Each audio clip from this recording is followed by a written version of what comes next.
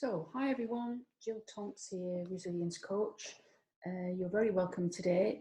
If you're new to me, hello, good to be talking to you. And if I know you already, good to have you back.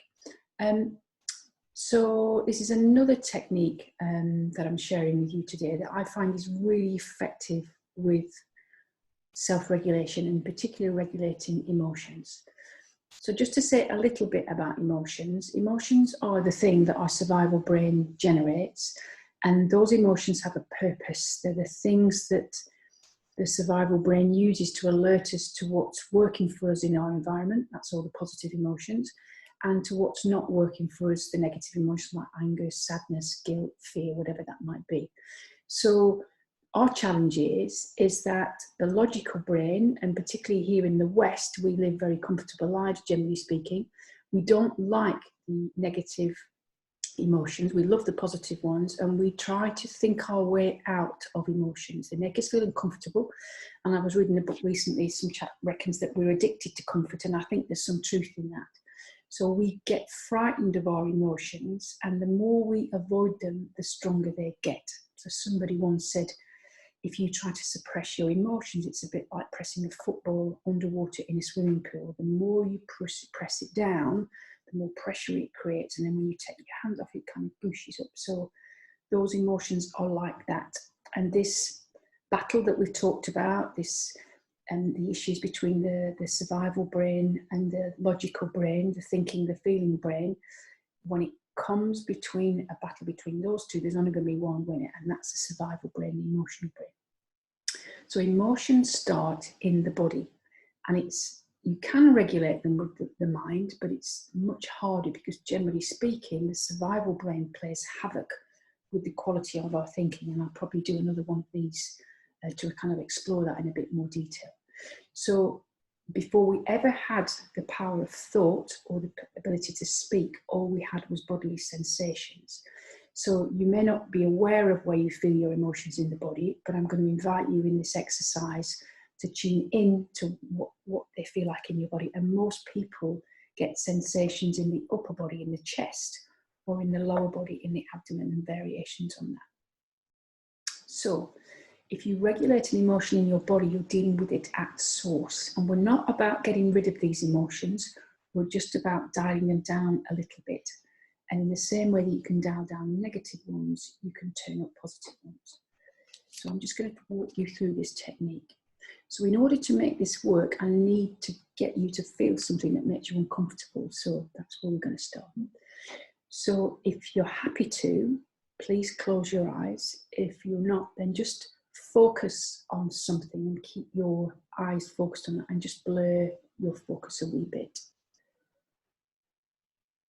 So with your eyes closed or with your focus blurred, I want you to think of an emotion that will be really useful for you to dial down today.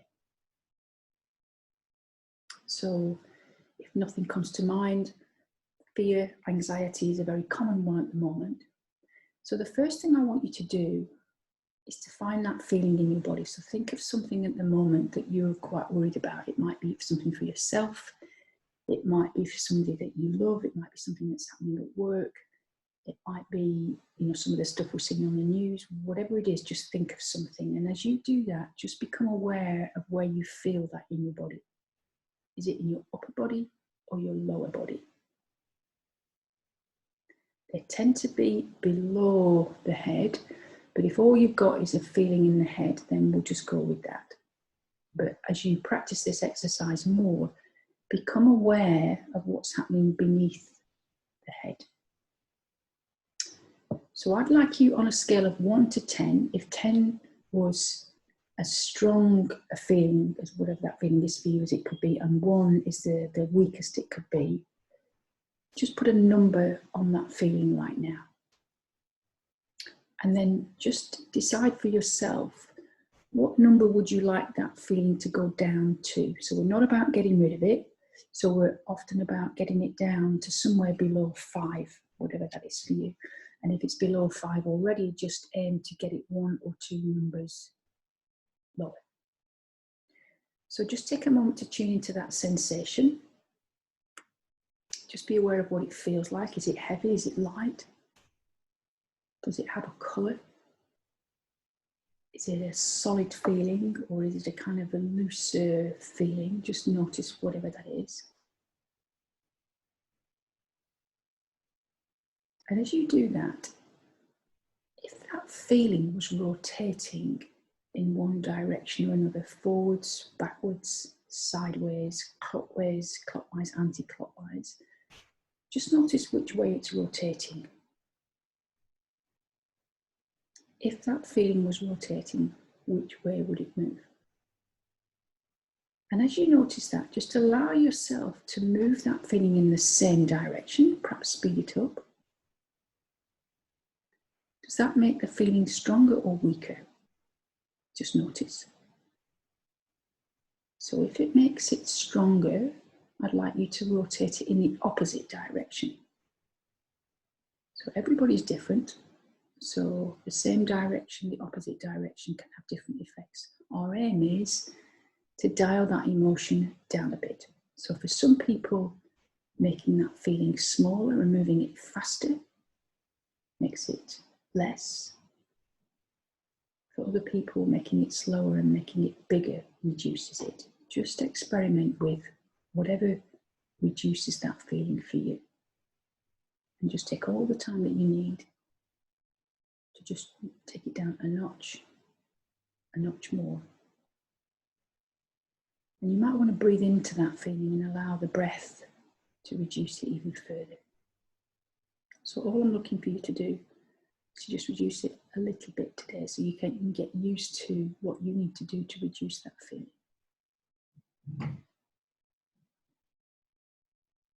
And just be aware of the difference that makes as it reduces.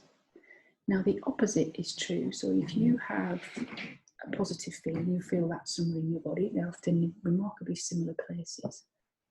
So just be aware of where that's located now. So it might be a feeling that you like more of today. So it might be more strength, more confidence, more energy. It doesn't really matter what it is. More joy, more positivity. Somebody did this morning when I was speaking to them. So think of something that triggers that emotion for you. So the person I was speaking to today wanted joy and positivity, and she was thinking about her dogs. So if it's confidence, think of a time when you've been more confident. If it's strength, think of a time when you feel stronger. So just locate that feeling in your body. And again, as you do that, just notice what sensations are associated with that feeling. Is it small and intense? Is it bigger and expansive? Is it light? Is it heavy? Does it have a colour? Just become aware of that, and then put a number on that feeling. 10, the strong it can be. 1, the smallest it can be. And then just decide for yourself what number you'd like to get that up to today.